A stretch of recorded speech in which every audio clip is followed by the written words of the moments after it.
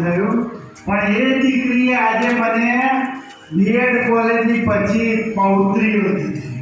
દરેક જોડે આત્મીયતા થઈ. પ્રવીણભાઈ ખાચર સાહેબનો બી આભાર હતો અને મારો પ્રિય વાચક નિહમ આજે ઓચિંતો મને ખૂબ આનંદ થયો. વિશ્વ માતૃભાષા દિવસે ગુજરાત સાહિત્ય અકાદમી ગાંધીનગર અને બોટાદ જેને જનનીની કવિતા લખી છે, એ જનનીની કવિતા હું તો એમના પ્રેરણામાં પગ ગાળો એવો નથી, પણ મારી વાની કવિતા બી આજે રજૂ કરી. આ મિલનને માચડે આજે સાહિત્ય સમાગમ થયો છે તમારા બધાનો, અને મને અહીંયા આવવાનું સદભાગ્ય સાંપડ્યું છે. તે એક સુખદ અનુભૂતિ છે, એક અનોખી લાગણી છે. તમારા સર્વેનો પ્રેમ છે.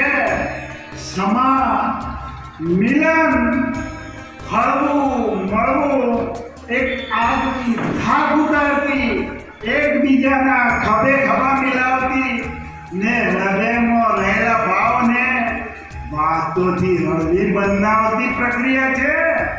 હું તમારા બધાની મધ્ય આવીને જાણે નીલ ગગનમાં ઉડતું પંખી હોઉં કે ખળખળ વહેતું મુક્ત ઝરણું હોઉં કે આસમાનની અટારીએથી ઓલા પર્વતોની ધારની પર માની ગોદમાંથી લપાયેલું બાળક જેવું વાદળ હોય એની ગાંઠીઓથી ઉતરી આવું છું.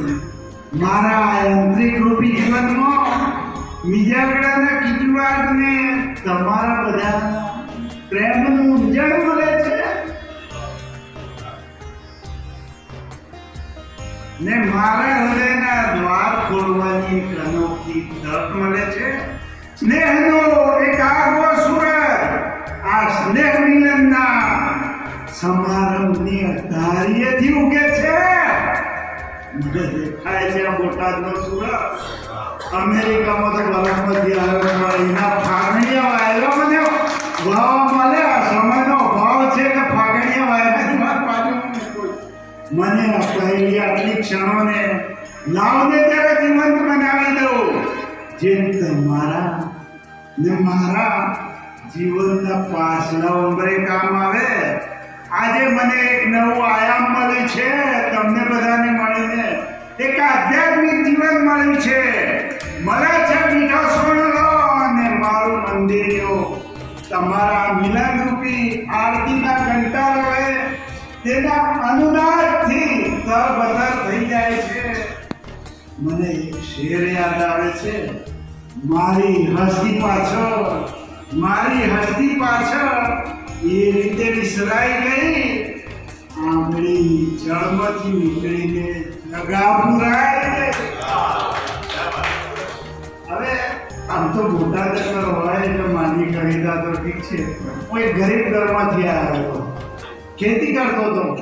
મારી માણકી બા ગુજરાત શાળાનું પ્રગતિ નહોતું કરેલું અને માણકી મહેંદી કરતો, અને એ સ્લીપરની પટ્ટીઓ રબરની તૂટી જાય ને તો પછેડીનો ટુકડો લઈને શાંતિ ફી ભરવાના પૈસા મારા માગણી કરતા.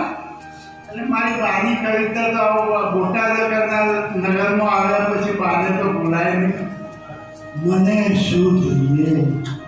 મને શું જોઈએ તેની મને નથી ખબર. આંખો મીચીને પડ્યો હોવો આડો ને ક્યારે બુલેટ ટ્રેનની ઝડપે ક્યાંક મન પહોંચી ગયું હોય. શૈશવના સમણા ક્યારે તાજી સ્ટ્રોબેરીના જ્યુસની જેમ કરતું છું. આ ગાંધીનગર મિલમાં આવી ગઈ છે અને ત્યાં બી યુટ્યુબમાં બધે આવી છે. 1.5 લાખ ચાહકો મળે છે. મારી બાની પછેડીના કટકે સોય દોરી શોધેલી ચંપલોની પાછળ દાના પડે મનો.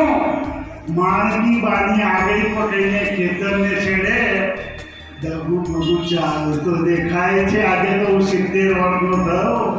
હું નાનો હતો ત્યારે માણકી બાની આગળ પકડીને થયો છે મોટો ને ભેંસોને હવાડે પાણી લઈ જતો, પીવા માટે લઈ જતો આવડ્યું હતું. પછી તો માથું ઓલા પક્ષીઓ બીવડાવવા માટે ઊભા કરેલા ચાડિયાની જેમ ચોગલને મારે મારતા મને ઘાસની પૂરી બાંધતી એટલે ચાડિયા નીચેમાં આવું માર ઠરતું. નાની સી ઘાસની જોડી માથે મૂકી ખેતરેથી ઘરે જતો આવડી ગયું હતું. હા, સબૂનું હતું ને વધારે તો મારી બા બોલી હતી. હવે તો મોટા થઈને આટી બુટી વાળા જીવનમાં આમ તો ફોરેન ગયા પછી પ્રેગ્નેન્સ આવે છે, ખબર નથી પડતી, જે હોય કહી દેવાય છે. આંટી ગોટી વાળા જીવનમાં એકદમ પાકા ગંઠ ખ્યાલો વચ્ચે નિષ્ઠુર રહીને જેમ ઝાકળ બિંદુ પાંદડાને ન પલાળે તેમ જીવતો આવડી ગયું છે. હજીએ મને શું જોઈએ તેની મને ખબર નથી. હવે માત્ર એક જ નાની આંટી લાઈન છે. યુટ્યુબ ઉપર મારી કવિતા લગભગ 2 લાખ ચાહકો છે. મોડર્ન ભટ્ટ કદાચ વિજય ભટ્ટે યુટ્યુબમાં મારી કવિતાનો સ્વર આપ્યો છે. 10 જ લાઈનની છે. કોઈ પાર્ટી મને મળે, કોઈ પાર્ટી મને મળે ને સંબંધોના ગણિતનો દાખલો એકવાર ગણી શકાય તો કેવું? વરસાદ બંધ થયા પછી ભીની માટીમાં તારા પગલાની છાપોનું માપ લઈ શકાય તો કેવું? આઈના સામેથી તું એકવાર ખસી જા, તે પછી પણ તારું પ્રતિબિંબ આઈનામાંથી જોડાય તો કેવું? સૂરજ ભલે ડૂબી જાય પણ તેના અસ્ત થતા કિરણોનો પુંજ તારા ખોગલામાંથી વીણાય તો કેવું? આ ઝાડની બખોલમાંથી આવતા ચીચી અવાજો ચકલી ઉડી જાય તે પછી પણ તારી જીભમાંથી જીવાય તો સરકારી મારફતની હાજર 72માં નાનો હતો ને મારા સગાઈ થઈ હતી ત્યારે લખી દીધી. નવોઢા થઈને તું આવી હતી ત્યારે સ્નેહના અડકા દડકા રમતો. તારી જીભ પકડીને કરેલું પહેલું ચુંબન આવતું ના ઓળખે રમતું થઈ જાય તો કેવું? મિત્રો સમયના ભાવે પણ